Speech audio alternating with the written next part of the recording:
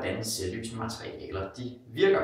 Selvlysende materialer de virker på den måde, at man får noget lys sendt ind på dem. For eksempel på sådan en stjerne her. Jeg vil prøve at sætte den op under lyset i lampen her.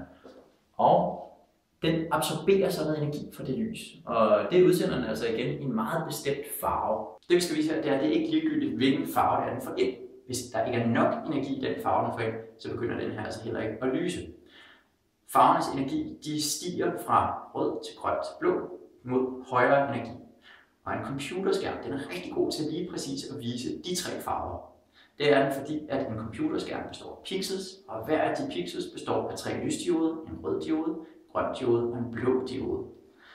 Når vi ser på den her computerskærm nu her, der viser vi den rene røde farve. Man kan også sætte den til at vise den rene grønne farve, og så den rene blå farve. Prøv at sætte den her op på væggen og slukke for lyset. Og der kan man altså tydeligt se, at den her, den står og er selvlysende. Prøv at tænde igen og slukke. Sådan der. Kameraet passer godt nu at opfange det her. Nu har jeg en anden stjerne, som ligger herinde i den her bog.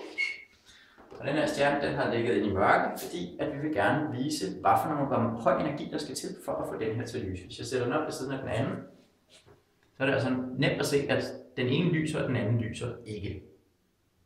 Nu kan jeg se, at den anden den er allerede begyndt at falde lidt i energi igen. Nu sætter jeg den her ned foran den røde. Nu er det kun rødt lys, den bliver udsat for.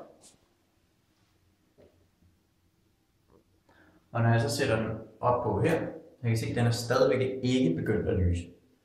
Og igen, husk at den her, den taber altså energi undervejs i forsøget, så den kommer til at lyse mindre og mindre. Men I kan huske, at den her over den lyste. Ja, man kan næsten ikke se den længere. Nej. Nu skifter jeg over til den grønne farve på skærmen. Sådan her. Og det man så vil kunne se her, når vi sætter den op, det er, at den stadigvæk ikke lyser. Det ser ud som om, at den bliver selvlysende, når man sætter den ned på den grønne farve. Og det er fordi, at det grønne farve, den udsender, når den er selvlysende.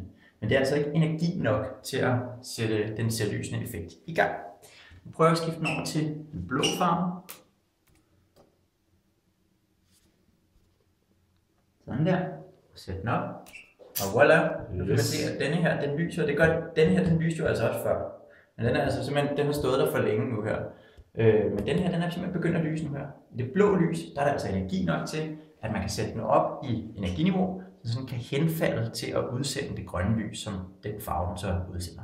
Og det er sådan set det, der skal energi nok til at starte den her proces.